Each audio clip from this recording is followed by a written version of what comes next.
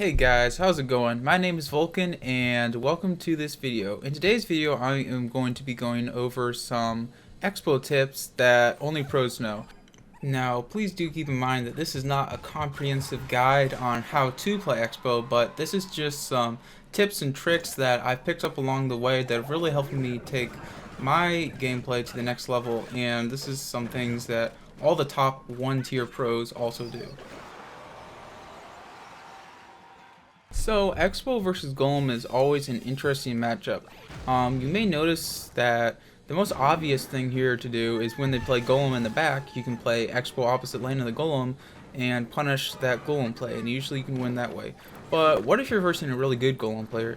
How does a really good Xbow player beat a really good Golem player? So the trick here is going to be that when the Golem player cycles a troop in the back, you're going to want to go Xbow opposite lane of the troop they cycled in the back. So say your opponent drops a baby dragon, which is 4 elixir, you can instantly drop the Xbow in the opposite lane of that baby dragon, and your opponent will not have enough elixir to place down the Golem to defend the Xbow, which means that you can get a lot of damage off in their tower. So this trick works with any 4 elixir troop. Your opponent will not have enough elixir for the Golem, or it works with a 3 elixir troop, but you kind of have to predict when they place down that 3 elixir troop. So if you wait too long, they're going to be able to generate 1 more elixir to place down that Golem. This trick also works versus Royal Giants, and Graveyard. You know, when they cycle a 4 or 5 elixir card in the back, you can go Xbow opposite lane, even if they have their big tank in hand to destroy it, because that Xbow is going to be able to get an even elixir trade on the tank, and then you're going to be able to outcycle their tank on the next attack. So it's like, they cycle a troop in the back, you hit the opposite lane with Xbow, you just let your Xbow die, and then you quickly cycle troops in the back until you get to another Xbow, and then they're not going to have their tank in hand to defend, and you can get a lot of damage on the tower. Now, one of the most recent tricks I've learned is actually that you can log a ground tank, such as a giant or a golem or a royal giant. If there is an air troop that is hovering right on top of it, you can log it backwards, place your Tesla, and then the Tesla will kill the air troop and the tower. They will both target the air troop before they target the giant, which means that the giant, the royal giant, or the golem will have no support troops supporting it. One thing that you want to be doing with Expos sometimes is setting up defensive Expos versus certain matchups. Usually you want to use defensive Expos versus decks like P.E.K.K.A, Graveyard, Royal Giant, other Expo decks, or other mortar decks. The most important thing to keep in mind of these matchups is going to be what their big spell is. So if you want to avoid them using their big spell on your Expo and tower that they are attacking at the same time, you want to be playing your Expo in the positions that I show here. So there are 2 anti-fireball positions. The lower position is for versing decks that do not have Expo and Mortar in them, but the higher position is for facing decks that do have Expo and Mortar, because if you play it in the lower position, then your Expo is not going to be able to hit an Expo or a Mortar that is played in the opposite lane. And the other position that you're going to want to be using is the anti-poison and the anti-lightning position. If you are versing a poison or a lightning deck, you have to play your Expo really far towards the opposite tower. Otherwise, your opponent will be able to hit the tower they are attacking and your Expo at the same time. Versus giant and golem decks especially, and actually hog decks, any deck with like a ground tank, there are some tricks that you can do.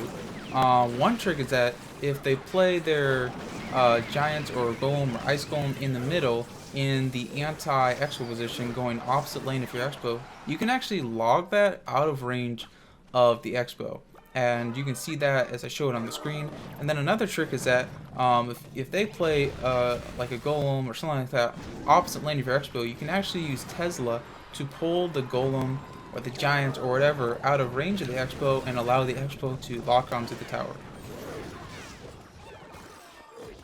Versus LAVAHOUND decks, you never really want to play your Expo unless either you have like archers and ice golem already going on offense and they haven't played anything, or if they've dropped their lavahound in the back, you want to play your XBOWS same lane as the lavahound. You don't want to go opposite lane of the lavahound because you never want to tower trade versus any deck with XBOW.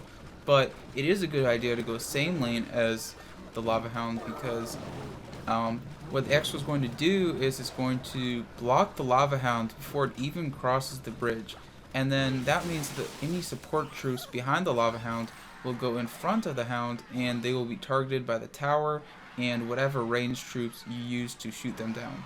So then you can place your Tesla on either side of the lavahound. If the support troops go to the right of the lavahound, you place your Tesla on the right. If they go to the left of the lavahound, you place it on the left. And you can see both examples shown in the video on the right.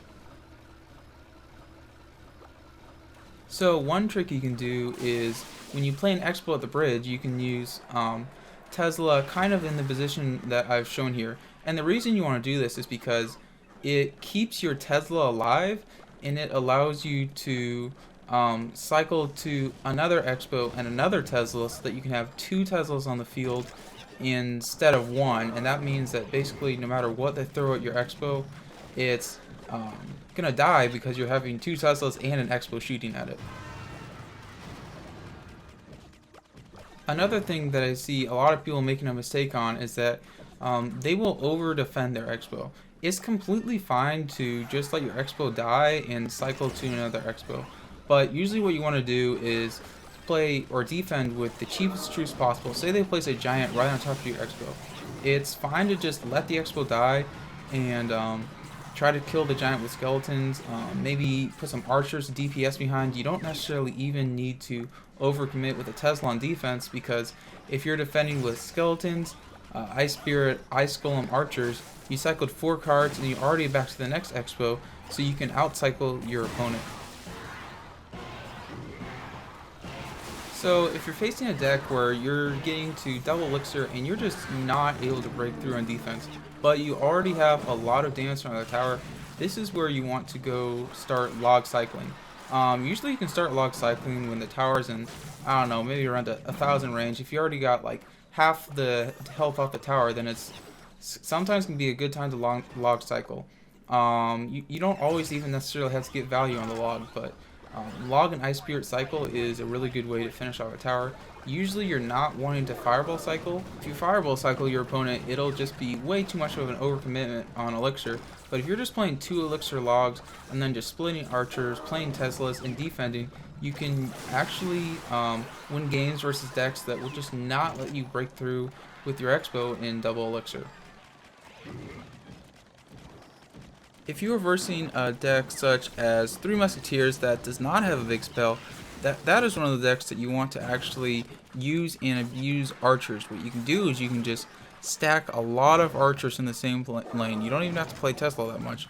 You can just play archers like as much as possible. Don't even split them. Play them same lane, and then build up a giant archer push to support your XBOW, and then you can get the tower just by overwhelming them with archers. Now, Barbarian Barrel is one of the biggest weaknesses to XBOW. It's just really good at killing the XBOW. You don't want to just let the Barbarian Barrel just hit on your XBOW. So what you usually want to do versus Barbarian Barrel is just when they play it on your XBOW, you log it. And it's you pretty much can do this versus any deck as long as they don't have like Dark Goblin or like Goblin Gang. As long as they don't have any other troops that are like really log bait, it's completely fine to just log a Barbarian Barrel, take like 2 or 3 hits on the XBOW, and then it won't kill your XBOW, so it won't end up being that big of a deal. Thank you guys for watching the video. I'm sorry I'm kind of running out of energy here. It's like 3 a.m. and it's like 300 degrees in my room, getting super tired, super hot, but I'm glad you guys watched. I hope you guys are looking forward to seeing the 2.6 video coming out soon also. Hopefully I have a lot of good info on that, and that's gonna be it. Vulkan out.